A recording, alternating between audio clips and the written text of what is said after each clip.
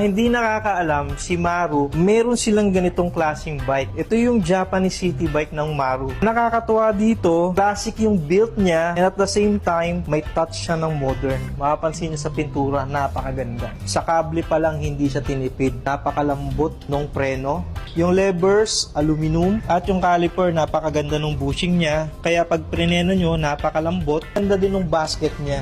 Napakalinis ng pagkakagawa. Napakakapal ng pagkaka-chrome niya. Ang tibay niyo. Yan yung upuan niya, very comfy. Napakakapal ng foam.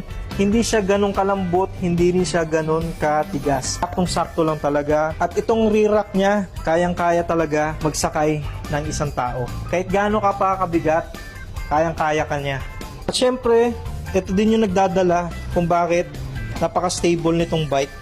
Itong stand niya, sobrang stable at napakatibay. Ito yung brakes niya sa likod, naka-drum brake siya. Ipipreno ko tapos pigain ko yung likod. Ayan. Sobrang ang kapit ng preno. Kung safety lang yung pag-uusapan, okay na okay yung brakes nito. Tapos ito ang cute, mayroon pa siyang kasama na bell. Isa sa safety features din pala ng bike na to ay may cup na plastic yung bolt ng axle. Naman natin yung bolt ng axle, matalim yun Ito, linagyan na nila ng plastic na ganyan para hindi ka masugatan. Kung interesado kayo, may iba pang kulay. May orange, tapos blue pa. At mayroon pang isa yung yellow kaso walang stock dito. Pero sakali man na gusto nyo makita, ilalagay ko na lang sa video. Price